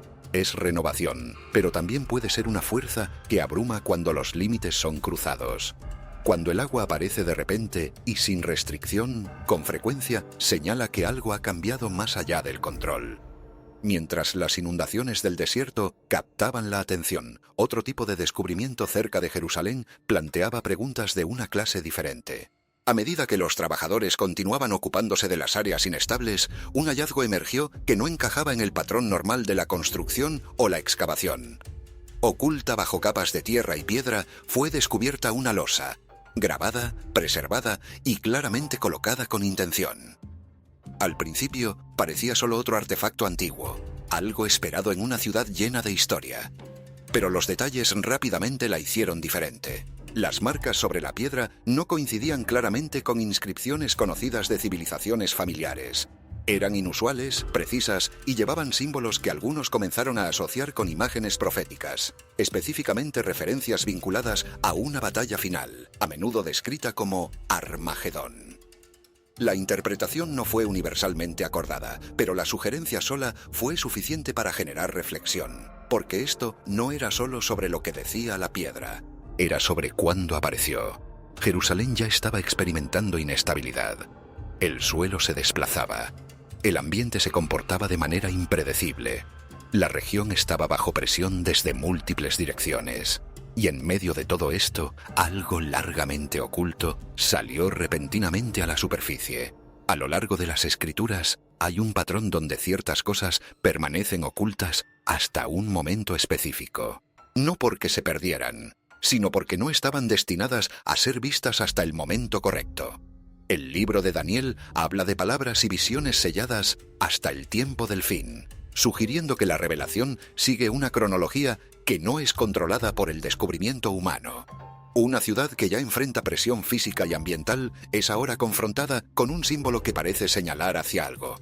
No porque la arqueología lo confirme, sino porque el timing, tomado junto con todo lo demás, resulta difícil de ignorar. Y mientras la atención se dividía entre las señales en la tierra y el cielo, otra advertencia llegó del hielo. Alto sobre la ciudad de Juneau, Alaska, una cuenca oculta de agua había estado acumulando presión lentamente durante meses. La ubicación es conocida como Suicide Basin, un depósito glacial que se forma cuando el hielo derretido queda atrapado entre los glaciares de la montaña. Desde fuera, nada parecía inusual. Las montañas circundantes permanecían silenciosas y el paisaje congelado parecía estable. Pero profundo en esa cuenca, enormes volúmenes de agua de deshielo se estaban acumulando. Luego, repentinamente, la barrera natural de hielo que contenía ese agua comenzó a ceder. Cuando la liberación finalmente ocurrió, miles de millones de galones de agua glacial se precipitaron por la ladera. La oleada fluyó directamente hacia el río Mendenhall, haciendo que los niveles del agua subieran dramáticamente en un periodo muy corto. Los residentes que vivían cerca del río notaron el cambio casi de inmediato. Lo que había sido un flujo constante del río se transformó repentinamente en una corriente de movimiento rápido que llevaba escombros y agua helada río abajo. El río subió más y más a lo largo de sus orillas, alcanzando eventualmente niveles raramente vistos antes.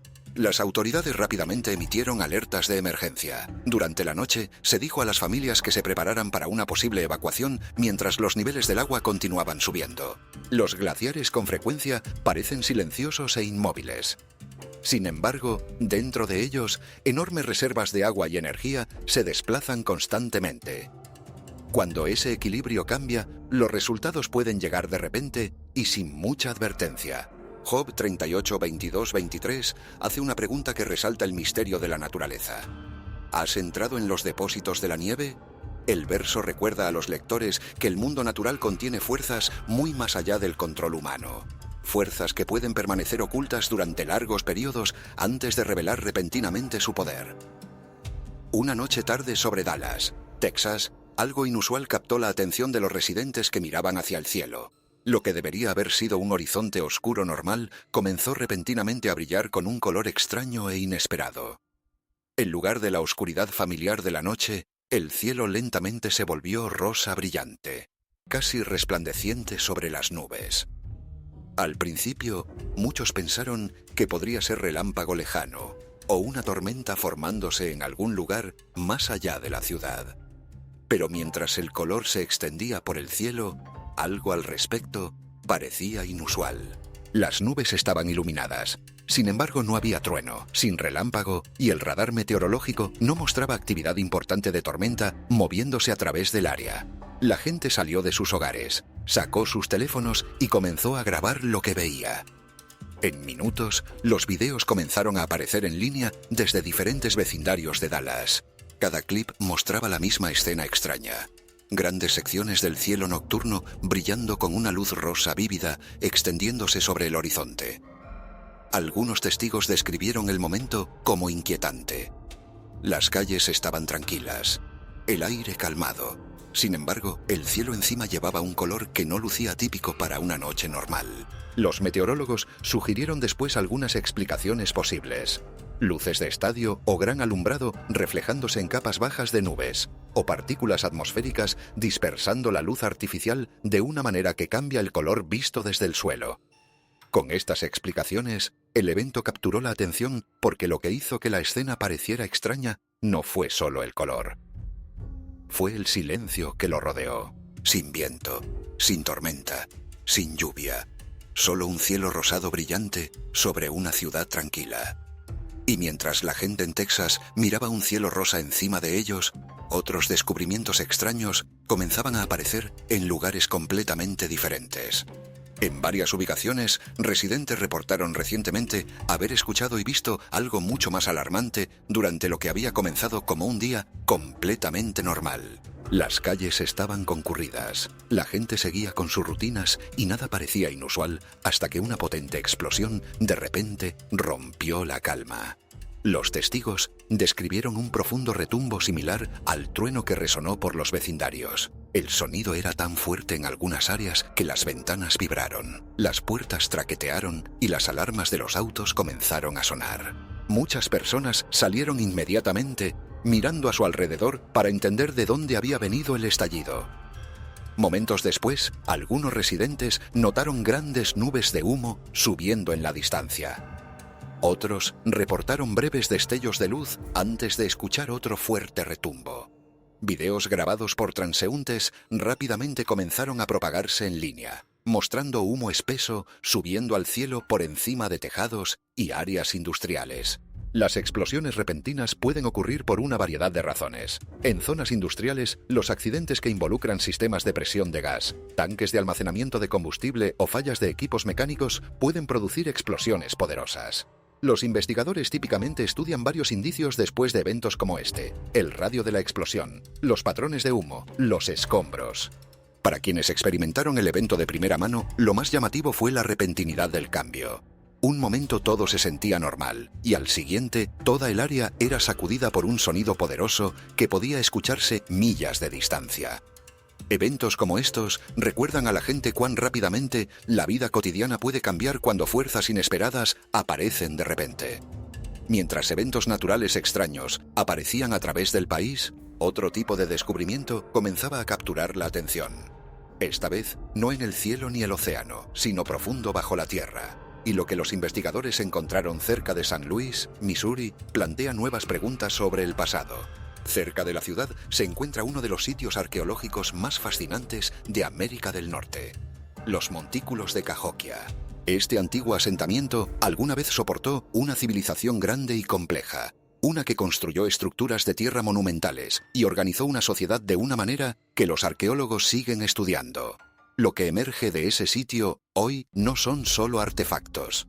Son preguntas sobre quiénes eran realmente estos pueblos, cómo organizaban su mundo, qué entendían sobre el cielo y la tierra, y por qué desaparecieron con tanta rapidez después de alcanzar una complejidad que sugería una civilización en ascenso más que en declive. El desierto tiene en la imaginación bíblica un significado particular que la tormenta de polvo de Phoenix toca sin que la meteorología pueda capturar completamente. El desierto es, en las Escrituras, el lugar del despojamiento. Es donde Israel pasó 40 años aprendiendo que no podía vivir solo del pan que veía, sino de la palabra que Dios pronunciaba. Es donde Juan el Bautista vivió y predicó, despojado de todo lo que no fuera esencial, convocando a las multitudes a salir de la comodidad de sus ciudades para escuchar algo que no podían escuchar en el ruido. Es donde Jesús fue llevado por el Espíritu para ser tentado, para demostrar que la identidad no se prueba en los aplausos, sino en la resistencia, cuando nadie está mirando y el enemigo ofrece atajos. Una tormenta de polvo que surge del desierto y oscurece una ciudad moderna en minutos, tiene algo de ese mismo carácter despojador. En instantes, lo que era visible desaparece. La visibilidad cae a cero. Lo que confiabas que podías ver, la carretera, el vehículo delante de ti, el horizonte que te daba orientación, desaparece. Queda solo el polvo, denso y uniforme, recordándote que el desierto no ha desaparecido solo porque construiste una ciudad en su frontera. Está ahí, espera, y cuando las condiciones lo permiten, regresa a recordarte quién era este terreno antes de que tú llegaras. Hay algo teológico en esa imagen que trasciende la meteorología. Los desiertos de la experiencia humana, los periodos de despojamiento, de confusión, de oscuridad, donde las referencias habituales desaparecen, tienen también esa naturaleza. No son solo catástrofes. Son oportunidades para descubrir qué hay debajo de la superficie que el bienestar cotidiano había cubierto. ¿Quién eres cuando no puedes ver? ¿En qué confías cuando las certezas habituales se disuelven? Si hay algo en ti que permanece firme cuando el polvo llega. Cuando todos estos momentos se ven juntos, desde las inundaciones en Texas y Tennessee, pasando por Kilauea y el temblor de tierra, la cueva de Kentucky y las luces sobre Arizona, la iglesia en Pensilvania y la criatura en Alaska, el ébola y el retorno de Cristo prometido, los cielos rojos y el granizo sobre el Monte de los Olivos, la inundación repentina en los desiertos del Oriente Medio, la piedra grabada que emergió bajo Jerusalén, los animales desorientados, el cielo rosa sobre Dallas y las explosiones que sacudieron vecindarios ordinarios. Lo que se forma no es un argumento, sino una convergencia. Individualmente, nada está fuera del alcance de las explicaciones disponibles. Cada evento tiene su contexto científico, su análisis geológico o meteorológico, su explicación ambiental o técnica. Pero el significado comienza a cambiar cuando todos estos elementos aparecen dentro del mismo periodo de tiempo, en lugares distintos pero conectados por una pregunta común que las escrituras han venido haciendo desde el Sinaí. ¿Están prestando atención? Lucas 21:25 describe señales apareciendo a través de diferentes partes de la creación, en el sol, la luna y las estrellas, y en la tierra. Lo que llama la atención no es un solo evento, sino la presencia de múltiples señales a la vez, desplegándose a través de diferentes capas del mundo. Así que cuando los cambios comienzan a aparecer a través del cielo, la tierra y la vida al mismo tiempo, invita a un tipo diferente de reflexión. No para concluir de inmediato, sino para reconocer que algunos momentos solo se vuelven claros cuando todo se ve junto. La conciencia fuerza la atención. Y la atención es exactamente lo que el Dios que habló a través del Jordán, a través del fuego de Elías, a través del diluvio de Noé, a través de los sueños del faraón, a través de la cueva abierta en Kentucky y el granizo sobre los olivos de Jerusalén, siempre ha buscado. No el pánico, la atención, la disposición de detenerse lo suficiente para preguntar: ¿qué está siendo dicho aquí? ¿A quién se le está diciendo? ¿Qué se requiere de mí, hoy, en respuesta a lo que veo? El Salvador que ascendió del Monte de los Olivos regresará en gloria. Hasta ese día, la tarea no es predecir la fecha, es mantenerse despierto, construir sobre la roca, amar a Dios con todo el corazón y amar al prójimo como a uno mismo. Porque cuando las señales convergen y el mundo se sacude, lo único que permanece firme es lo que fue edificado sobre él.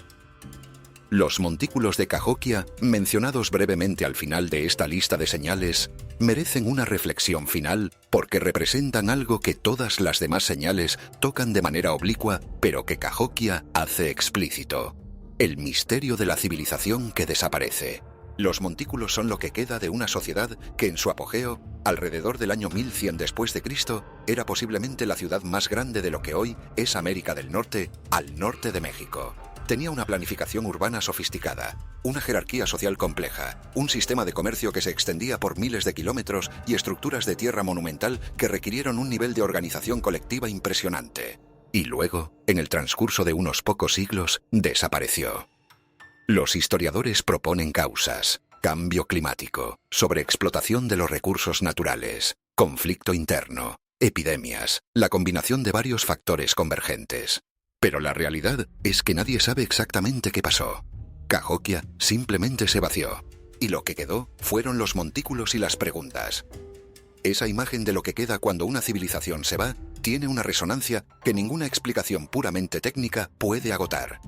No porque sea el destino inevitable de toda civilización humana, sino porque es el recordatorio de que ninguna es permanente por su propia virtud.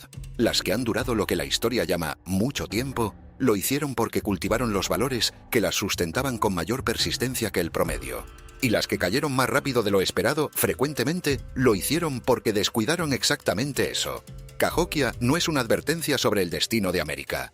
Es un recordatorio de que las civilizaciones se construyen y se mantienen a través de elecciones colectivas, de valores sostenidos, de instituciones que sirven a algo más grande que el interés inmediato de quienes las controlan. Y que cuando esos valores se erosionan y esas instituciones pierden su propósito original, lo que quedó de grande en la civilización comienza a vaciarse más rápido de lo que nadie anticipó cuando el proceso comenzó. Hay un patrón que atraviesa todas las narrativas que hemos explorado en este recorrido, y es un patrón que los lectores de los textos sagrados reconocerán de inmediato, aunque no hayan pensado en él en esos términos. La señal siempre precede al acontecimiento, y el intervalo entre ambos tiene un propósito. No es un tiempo muerto, es tiempo de decisión. Cuando Noé predicó durante décadas mientras construía el arca, ese periodo no fue un error de cálculo divino, fue una invitación sostenida. La lluvia no llegó sin advertencia previa. El cielo se oscureció progresivamente. Las aves cambiaron sus rutas. Los animales comenzaron a comportarse de maneras que los granjeros de la época habrían interpretado como anomalías inexplicables. Y sin embargo, la mayoría siguió con sus planes cotidianos, sus compras, sus construcciones, sus disputas, sus celebraciones. La señal fue real. La indiferencia también fue real, y ambas cosas coexistieron hasta el momento en que ya no fue posible seguir ignorando lo que estaba sucediendo. El mismo patrón aparece antes de la destrucción de Jerusalén en el año 70 de nuestra era, Historiadores como Josefo documentaron con detalle las anomalías que precedieron al asedio romano. Una estrella en forma de espada suspendida sobre la ciudad durante meses. Una voz que se escuchó dentro del templo la noche de Pentecostés, pronunciando las palabras «Nos mudamos de aquí». Una luz que iluminó el altar a medianoche durante media hora antes de que todo oscureciera. Los sacerdotes lo registraron. Los escribas lo copiaron. Y la ciudad, con todo su conocimiento religioso acumulado, con toda su historia de haber sobrevivido a imperios, con toda su confianza en que el templo era inviolable, no cambió su rumbo. La señal fue precisa. La respuesta fue insuficiente. La consecuencia fue catastrófica más allá de lo que la mayoría había considerado posible. Esta no es historia diseñada para paralizar. Es historia diseñada para enseñar cómo leer el presente. Y lo que el presente ofrece a quien esté dispuesto a mirarlo sin anestesia ideológica ni comodidad espiritual prematura es una concentración de anomalías en dominios distintos que rara vez convergen de esta manera en el mismo período de tiempo. No estamos ante fenómenos aislados que un análisis superficial puede desestimar como coincidencias estadísticas. Estamos ante una convergencia que exige una forma de atención diferente, más humilde, más dispuesta a admitir que hay categorías de realidad que los marcos puramente naturales no alcanzan a abarcar completamente. Piensa en lo que hemos revisado. El suelo de Texas tragándose lo que estaba encima. El fuego en Hawái consumiendo lo que tardó generaciones en construirse. El suelo de Kentucky revelando espacios que nadie sabía que existían debajo de donde vivimos. El cielo de Arizona llenándose de geometrías que los sistemas de monitoreo estándar no pudieron clasificar. El agua de Filadelfia acumulándose con tal velocidad que los sistemas diseñados para drenarla resultaron insuficientes. El suelo de Pensilvania vibrando con una energía que los sismógrafos locales no podían atribuir a ninguna fuente geológica conocida. La tierra de Alaska entregando lo que mantuvo congelado y oculto durante milenios. El virus extendiéndose en patrones que recordaban a los lectores de Levítico 26 lo que está escrito allí sobre plagas como consecuencia de ruptura del pacto. El cielo sobre Jerusalén volviendo a teñirse de rojo. Las calles de la ciudad más sagrada del mundo inundadas, mientras peregrinos de docenas de países observaban y algunos filmaban y muchos interpretaban. Cada uno de esos eventos, tomado individualmente, tiene una explicación técnica. La ciencia climática, la geología, la epidemiología, la astrofísica. Todas esas disciplinas ofrecen lenguajes para describir lo que ocurrió en cada caso. Pero lo que esas disciplinas no